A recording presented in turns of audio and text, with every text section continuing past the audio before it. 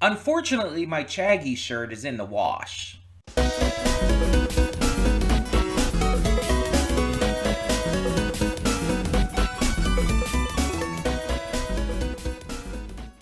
Hey everyone, welcome to Princess Gay. I'm your host Connie, and today we are here with my blind reaction, finally, to Season 2, Episode 1 of Hazbin Hotel. We are back. It has been like almost 2 years. Like, come January, it'll have been 2 years since Season 1 aired, which is insane to think about. Um, I really thought Season 2 was going to end up coming earlier this year, but luckily, we do know that season 3 and I think 4 as well have already been greenlit. And so we know we have more coming. And hopefully, it's going to come a lot quicker. Hopefully, season 3 will end up coming a lot quicker than it took for season 2. Um, I'm expecting one season a year still at this point. Like, I'm not expecting more than that. Um, and I'm thinking we probably wouldn't get season 3 until at least the middle of next year. Um, the middle towards the end. I don't think we'll be getting it before July. Let's put it that way. But I don't know much of anything about what's to come. I have not really been watching the trailers. I have not been like paying attention to any pre-release info because I wanted to remain as spoiler free as possible for you guys. It leads to the best reactions from myself and gives the best experience to you. I feel like it is just the overall best option to remain as spoiler free as possible. Now, I'm not 100% spoiler free. I will be honest with you right off the bat. I did end up hearing about there's like this new character is going to be introduced. I don't know anything about them. All I know is I've seen their design, and they're like this fish character or something. Um, so I assume there may be um related to which one was it? Not Belphegor, and not related as in like bloodline or anything, but like from the same place that the clown bitches are from in Hell of a Boss. The same ring. I'm trying to remember which ring that would be. Would that be Envy? I think it might be Envy. And I can't remember who the Sin is. I know who it is. It's the two-headed one. One of the heads is kind of like an eel or something. I can't I can't remember the name. I'm remembering Belphegor very easily for some reason, but I can't remember the other one's name. Oh well, you know who I'm talking about. But I assume it's from the same ring as that. Oh, and Rolando as well from the Ghost Fuckers episode of Hell of a Boss. That would be another one because he's very fishy too. Um, the point is, all of the denizens of that sin of that ring have like kind of that style to them. Have that very similar um, artistic visual. I can't speak today clearly. It's early, and this is like the only thing I'm recording. Mind you, I'm recording this a day before you're seeing it. I'm recording this on Wednesday, right after this had come out. And speaking of, 2 episodes are being released each week. I am still only doing 1 episode per week because that's how I prefer to do it. If you are looking for a reaction that's going to do both episodes as they come out each week, this is probably not the one for you. There's going to be other reactors doing that. Mine is going to be 1 episode a week because I prefer to kind of stretch this out as long as I can, as well as I just want to enjoy it more. It's really just a preference for how I like to react to things. I usually only do, with any reaction on the channel, double episodes if I'm like at the end of a season or something. Like at the end of a season, I'll do double episodes to finish it off sometimes. And then there's a rare occasion I might just like really want to do a second episode, but that's rare. It's not very common. And one of the reasons for that is I usually only download 1 episode at a time, so I can't usually do both at once. It just makes it easier for me too. And it means we get more Hazbin Hotel longer, or anything we react to. Because I'm not a fan of like binging personally, and I'm also not a fan of like rushing through shows. I don't like double episode releases weekly. I would prefer a single episode release for any show, every show. I don't like binging, and I don't like when shows release everything quicker or at once, because I feel like it just rushes the overall visibility of the show. Because people, if it releases all at once, or if it releases quicker, people are just going to get done with it and then move on. It has less people talking about it for less time, because it's not going to have that staying power, because it doesn't last long enough to have that staying power. I've always hated like when shows release in batches, or release like all at once, because of that. These shows never get the attention and staying power they deserve, and a lot of times end up getting canceled because they don't get nobody knows they exist. They don't get enough views because nobody knows about them, because there's no one talking about them, because there's not enough staying power. The binge model hurts shows. It destroys the quality and the ability for these shows to succeed. I like that they're at least doing weekly releases to some degree here, but I still wish it was one episode a week. 2 episodes a week it's still too much, in my opinion. Because 5 weeks is not enough time for this to really, like, get the staying power it needs. I feel like Hazbin Hotel would benefit better from having, 8 weeks. Or not, I said 5 weeks, I meant 4. 4 weeks, a month, is not enough time for a show to air. It definitely would need those 8 weeks. It's like 2 months. That's not a big deal. 2 months of weekly releases. But yeah, anyway, let's actually talk about where we left off last season. So, we defeated Adam. He's dead. He was not only defeated by Charlie and Lucifer, but finished off by Nifty, of all characters, because she was told to stab any angel she saw outside of angel dust, and she saw Adam. She stabbed Adam. She did good. Adam was killed. Lute lost her arm and was pretty pissed about everything. And apparently has like some deal or something with Lilith, or at least maybe Adam did. We don't know all the details. We just know Lilith was involved. Lilith has been like vacationing in heaven this entire time. We don't know what the deal with all of that is. There's hints that could make it like be bad. Oh, is Lilith secretly a bad guy or something? But we don't have enough info to like really say on that. We really shouldn't like judge and assume yet. Alistair lost his battle against Adam pretty handedly, retreated, and then later came back in the final song. So it would have been more interesting, I think, if he had just stayed away for a little bit and came back like in these first 2 episodes, maybe. But whatever.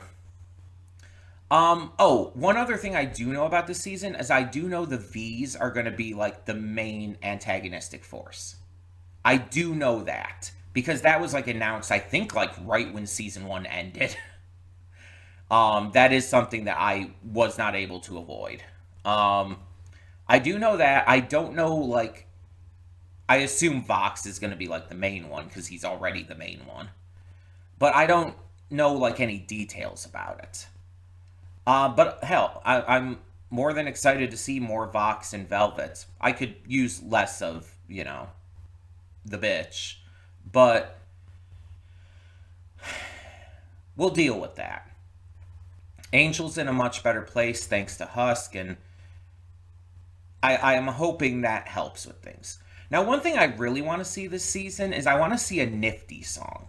Because we got a tiny bit of Nifty singing at the end during the final song of season one. But Nifty is voiced by Kimiko Glenn, who is a phenomenal singer. Like, go watch Centaur World. Or go watch My Little Pony and the Next Generation, the movie.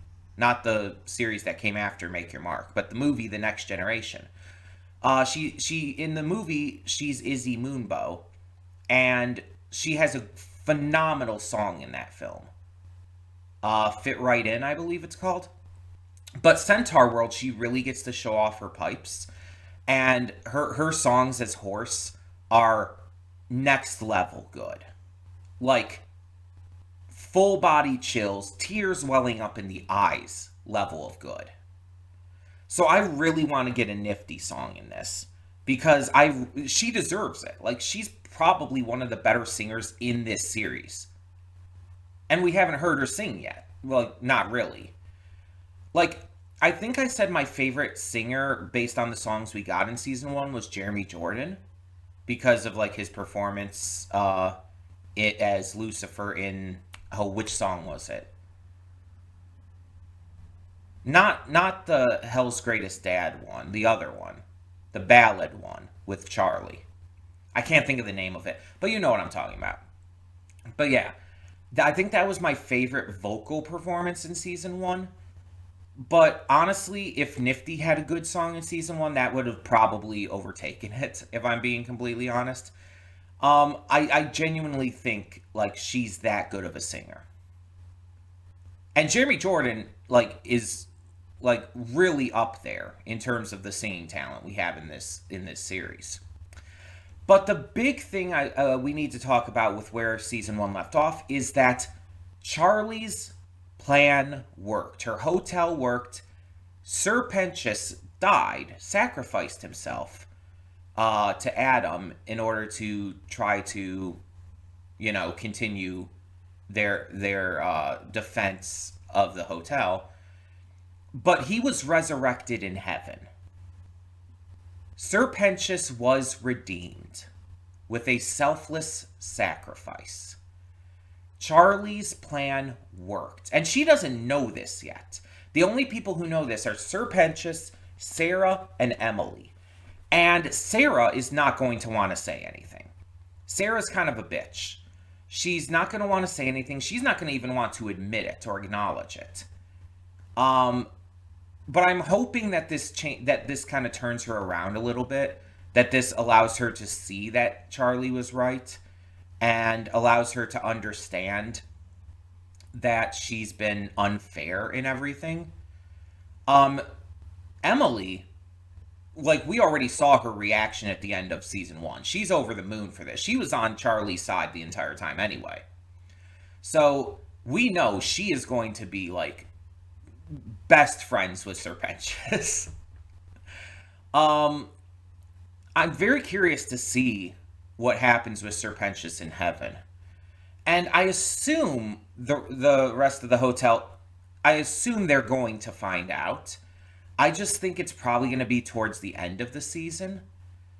Like episode 7 or 8, I would say. Because I assume, like, we can't have them find that out right away. I assume that's going to have to be a big thing.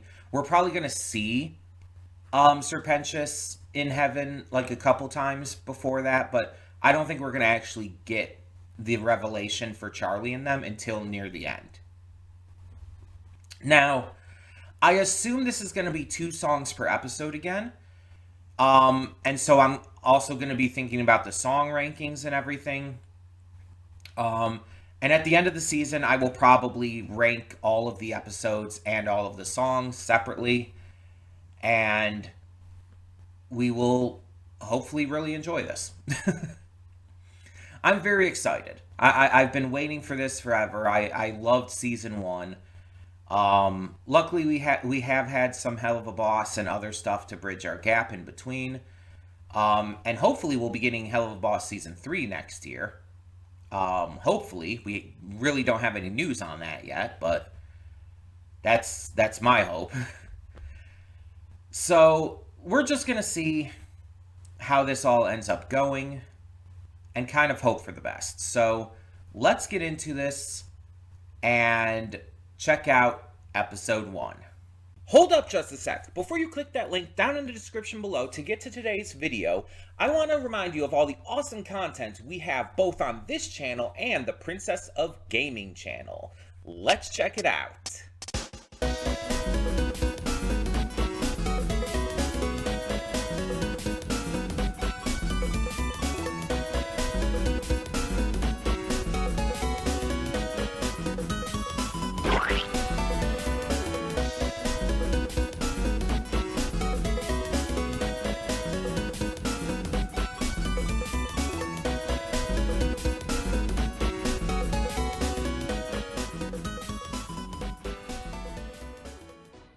And we are back, and we'll begin with spoilers in 3, 2, 1, now. So I looked up Baxter's voice, Kevin Del to see what kind of stuff he's done. Apparently he's done a lot of writing, which is interesting. He is a Broadway guy, by the way, like pretty much everyone here is. But he's done a writing for a lot of children's cartoons, like Dr. Seuss's Red Fish, Blue Fish, Rosie's Rules, Blue's Clues, and You. I mean, that's not really a cartoon, but you know what I mean. Clifford the Big Red Dog, and so on and so forth. As an actor, he was also in apparently a music video for Diary of a Wimpy Kid. And he was an uncredited voice of a troll in Frozen. He was in Law & Order SVU in an episode of that, among a couple other things. And he was part of the choir voices in Frozen. He was also a lyricist for a song for the Disney movie Strange World, which I haven't seen and have barely even heard of. So yeah, he's done a bit, nothing like super major, but I don't know what he's done like in terms of Broadway. Let's see if we can find that out here. Okay, looks like he's done a few things. Yellowface, whatever that is. He did Some Like It Hot, which I thought that was just a movie, but I mean, a lot of movies have stage adaptations. Oh, he was in Frozen on Broadway, Rocky, Peter and the Starcatcher. Okay, so he's done a good amount. But it seems like he's not as, like, big name as some of the other voice casts, which is fine. But I definitely think he's probably going to get a song here at some point. Now, this episode had kind of two main portions to it, and then the ending. And weirdly enough, I want to talk about the ending first. Emily's sudden arrival. And her telling Charlie that the redemption worked and that Pentious is in heaven, but also that heaven's going on lockdown because of Adam's death. And then Charlie screaming because of just an overload of information.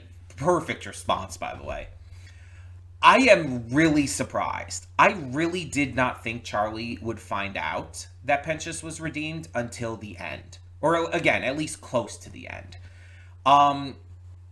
Episode 6 at the very earliest, but I was thinking, again, more 7 or 8. So I'm really surprised she found out right away in episode 1. That really caught me off guard. But let's talk about heaven shutting down. Heaven is going under lockdown because of Adam's death and everything, and I guess all the other angel deaths, but mostly Adam. And that's really fascinating to me. Because that definitely means that heaven is scared. Which we kind of got that vibe in season 1, that they were, that's why the extermination was kind of happening in the first place, because they were afraid of an uprising that, you know, wasn't even really going to happen. Unfortunately, those fears are seemingly going to be validated because the V's are planning to do that exact thing.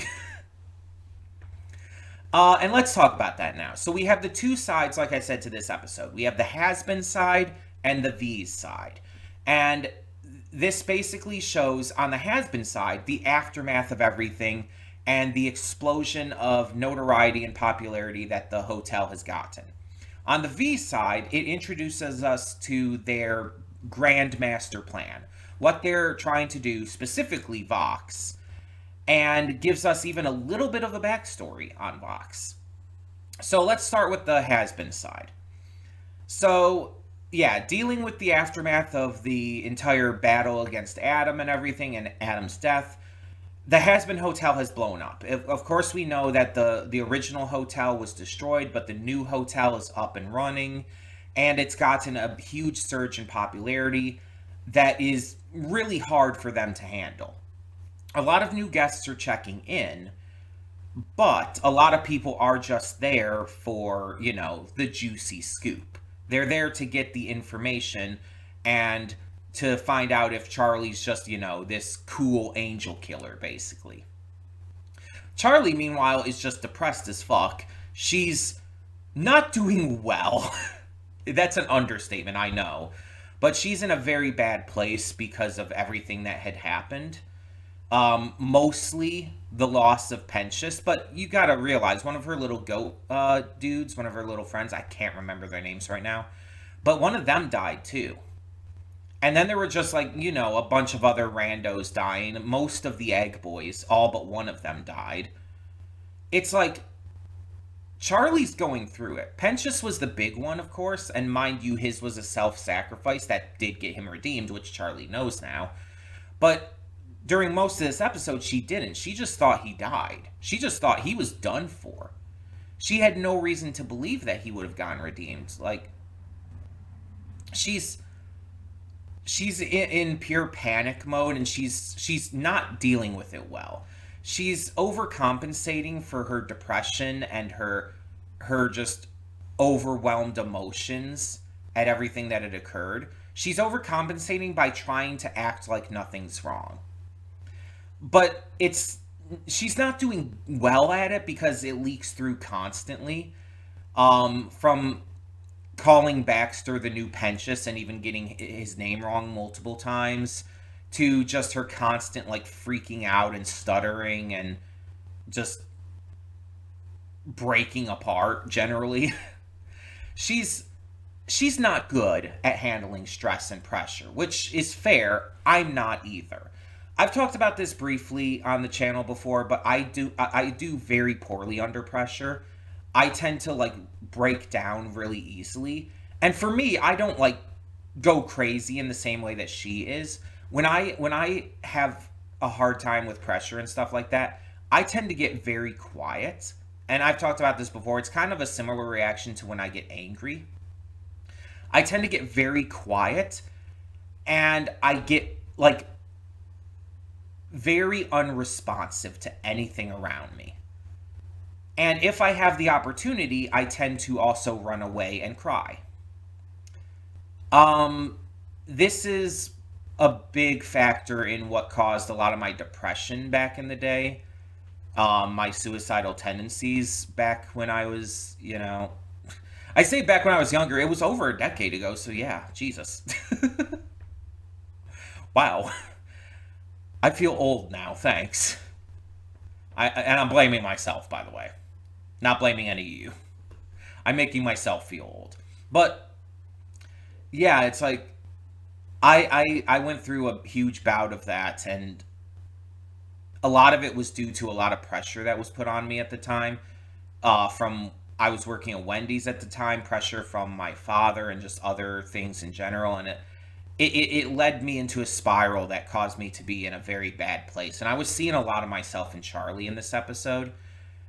Because even though my reaction is different handling this kind of stuff compared to hers, I still absolutely feel the kind of things she was. And I have lost loved ones too.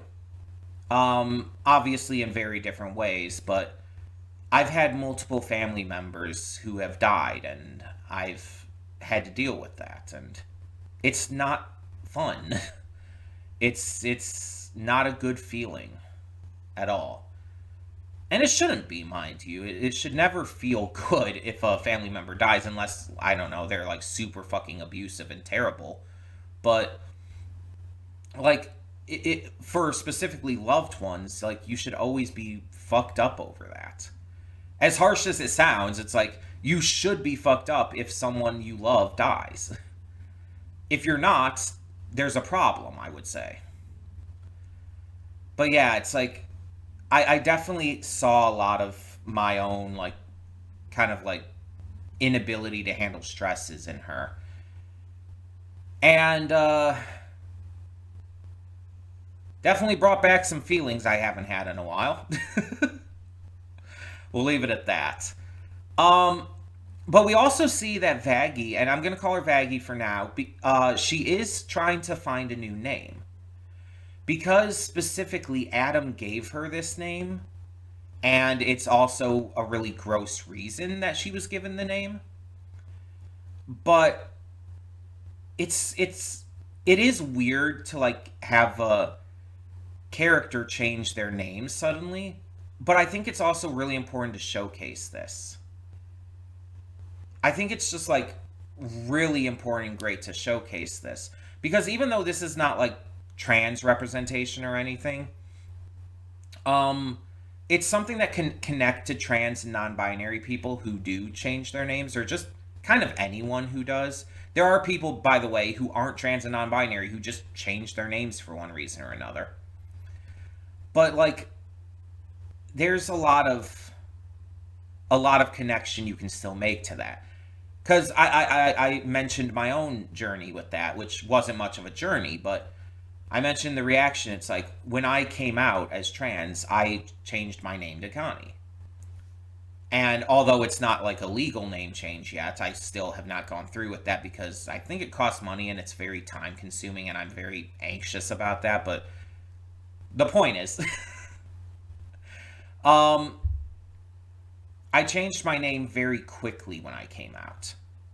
I didn't give it a lot of thought, and a lot of people do that. A lot of people let's just choose kind of the first name that comes to their mind that sounds good to them. But there are also a good amount of people who put a lot of thought into it, like Vaggie is doing here. Thinking of a bunch of different names, seeing how they sound to other people and themselves. And I've always kind of like regretted choosing so quickly. Because for those who don't know, the name Connie is like taken from my old online moniker, which was Conan Royal. Um, and so I just changed Conan to Connie. Conan Royal was named for after Sir Arthur Conan Doyle, the writer of Sherlock Holmes, my favorite author of all time. So it's like I literally just changed Conan to Connie, and that's where I got my name from. It was that simple. There was like practically no thought put behind it, and there have been times where I have regretted changing it so easily and quickly. But at this point, I don't even know if I could change it again. I mean, it's not a legal change, so I technically could. I know that. But there's so many people who know me by this, and trying to change that again and telling everybody and trying to get everybody on board with that, it's like, I don't want to put them through that again. I mean, I don't know. Maybe if I ever get my name, like, maybe if I ever do, like, go through the entire legal process of getting my name changed, I'll do that. Because then it's like, oh, this is official. But right now, I'm sticking with Connie, and I like Connie. Don't get me wrong. I'm not, I wouldn't have chosen it if I didn't like it. It's just like there are other names that I've thought about that I like too ever since, and I just kind of wish that I did put a little more thought into it. But I like that Vaggie's putting a lot of thought into it. And if she chooses another name and starts going by that by the end of the season, I am 100% going to respect that and only refer to that. I will not dead name her. I'm only going to refer to her as Vaggie now because she, one, said that's okay. She said just call me Vaggie for now. But also, because she hasn't picked a new name yet. So once she does, if she chooses to, because she could also just take ownership of the name Vaggie for herself and just give it new meaning or whatnot, that's perfectly reasonable too. Whatever she chooses, I will stand behind that because that's what you should do, even for animated characters. We get to hear a little of Nifty singing, which is good, but not really anything more than what we got in the end of last season.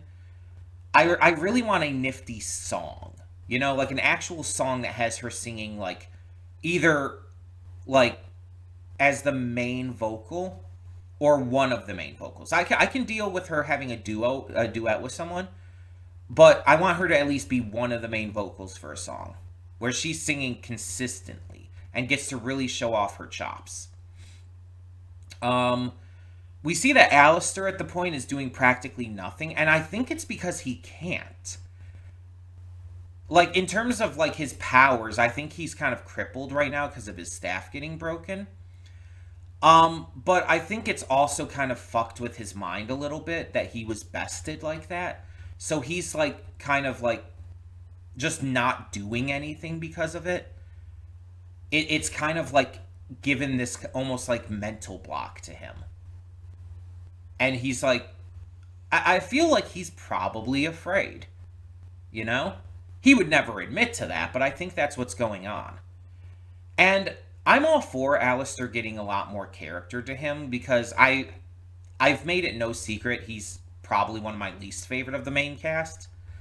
I think he's overrated. He's kind of fun and everything. He has some personality to him, of course, but he doesn't feel as well developed as every other character. So I am all for him getting more.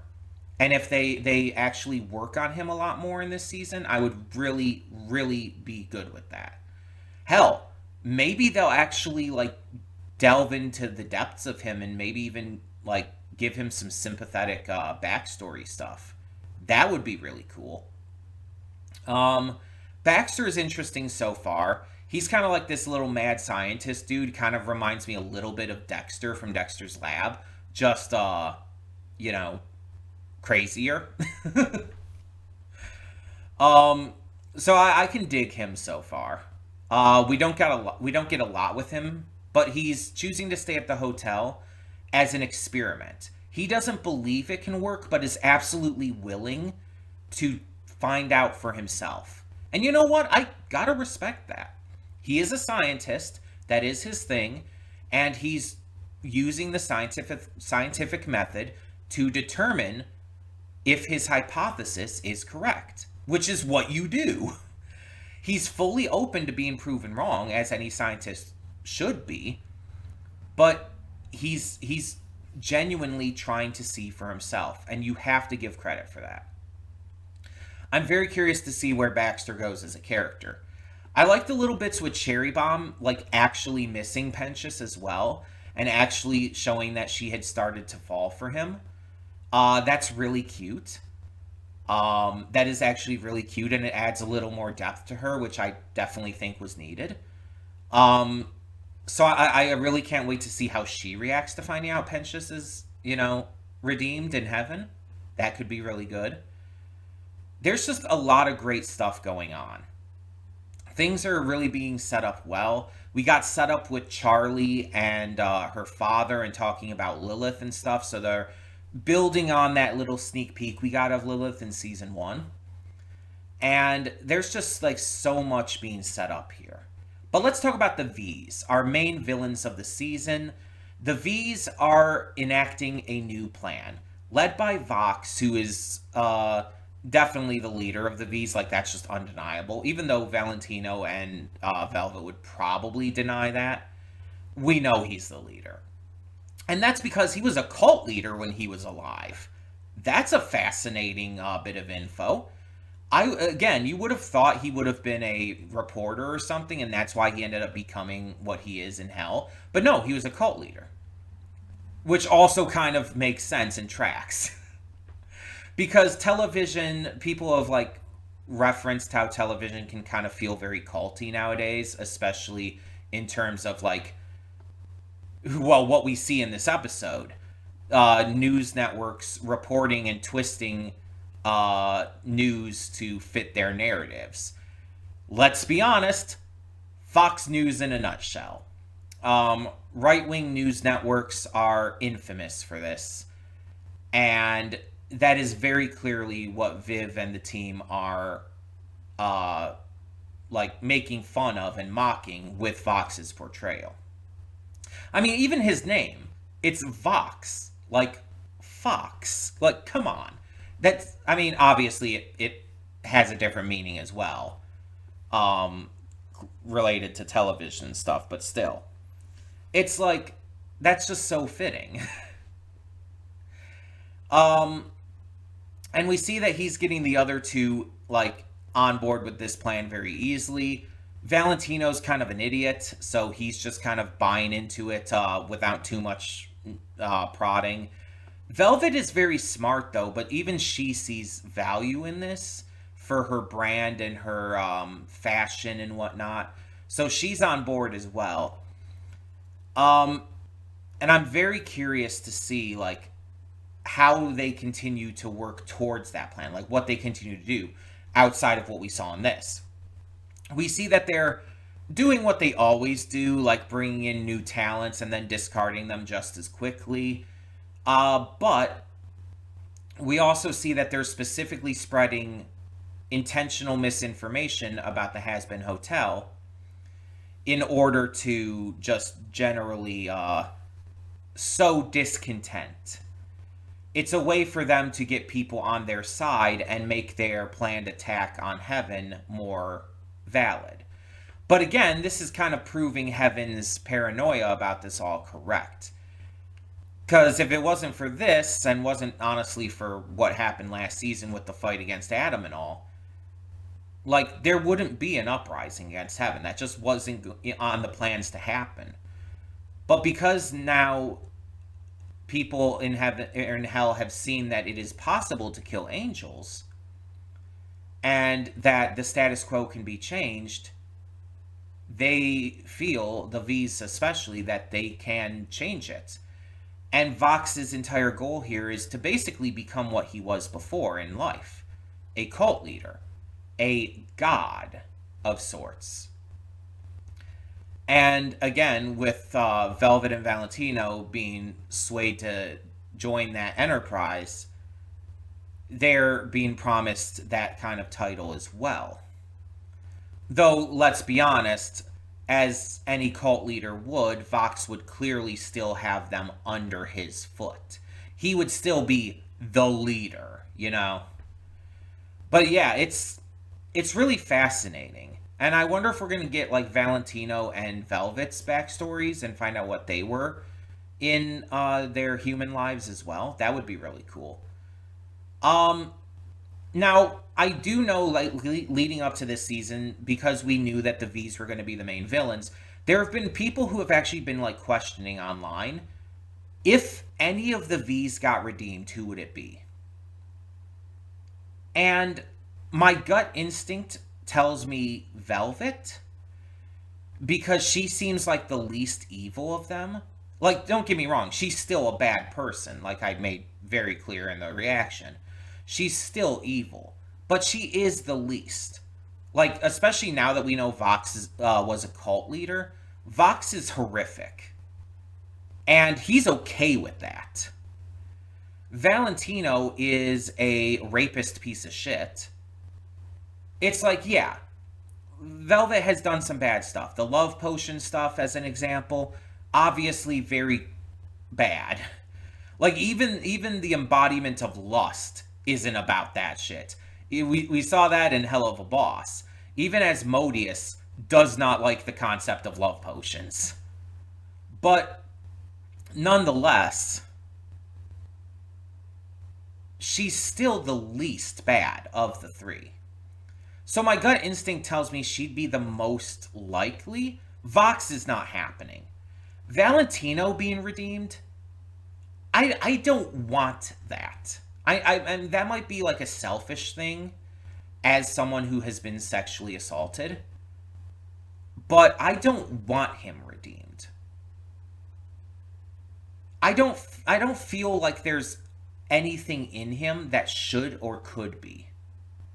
And I don't want to see a a serial rapist be redeemed. I just don't want to see that. Not because I'm against redemption for anyone, but it's like I just feel like there's like messages in there that could get misconstrued if they do this, and there's a lot of issues that could come from trying to do that. It just feels like a bad idea on so many levels. Again, Velvet would make the most sense because again, Fox is just not getting redeemed. That's not happening. He is like so bad, and he's the main like villain of the season. He's not getting redeemed. Velvet just makes the most sense to me from kind of every level. But honestly, I wouldn't mind if none of them got redeemed. I would be entirely fine if all of them either remained evil or just, died evil. I would not be against that. Um, and I mean like died for good, obviously. Which would require angelic weapons, but that's clearly not out of the question now.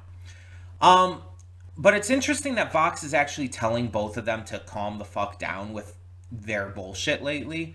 Like he told Velvet not to like start shit with Carmilla anymore, and for Valentino to stop hitting Angel in public.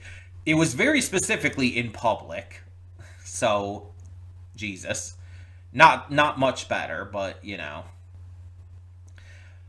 because Vox is all about image, and as a cult leader in his life, that also makes sense. Like everything does work with him being a cult leader in life.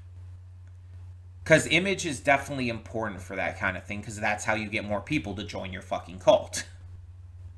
So yeah, that's fascinating. But yeah, this episode mostly set shit up, got things prepared for the rest of the season, which the first episode of a season should do. So yeah, it did its job. And it just played off of the end of last season really well. But let's talk about our songs. So we had two songs. There was like, I don't remember exactly what they're called, but like the first one was like Hazbin Way or something. Like the Hazbin Way. Something like that. That one was the better of the two songs, I would say. The song at the end with the V's, which was like Going Up or something like that, was not as good to me. It wasn't bad. Neither of the songs were bad. But the Going Up one was just kind of like, okay. But the first song, the Has Been Way or whatever, again, whatever it was called, that one was pretty good. It wasn't like my favorite song we've gotten from this series so far. There were better songs in season one, but it was still really good. I really enjoyed it. Had a lot of good imagery and good vocals in it, so hey.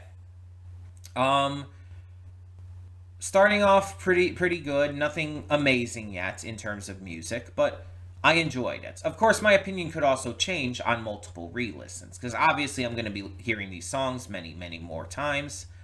So we'll see how it all goes down. Um, but yeah, this was a good start. This is kind of what it needed to be. Again, the only thing that really caught me off guard was that Charlie found out at the end of the episode that Penchas was redeemed. And also, again, that Heaven's going on lockdown. And again, her reaction to that was just like perfect. Just the scream. Because it was so much information delivered so quickly after she'd already been overloaded from everything going down. It's like, yeah, that is a reasonable response. But I can't wait to see episode 2 to see her reaction to that. Because like, and to hopefully tell everybody else. Because like, to actually see her like processing the fact that her plan worked, that redemption is not only possible, but it actually has already occurred, that Penchas is alive, and that he is redeemed in heaven. It's like, this is gonna be good. This is gonna be really good. Great start to the season so far. Surprised me in that last regard, but everything else like was just like really great setups, Fantastic payoffs from last time. Good songs to start things off. And I would say the animation does look a little bit better. It's not like next level better. Like they didn't improve that greatly, but it's definitely improved. Um so yeah, this was a very strong start. I really enjoyed this. I will just say, as a reminder, this series is going to be on Fridays normally. We only have it on Thursday this week because of the strange week we're having. Basically, we've had to rearrange things and like cut back on our reactions this week because I have this convention I'm going to.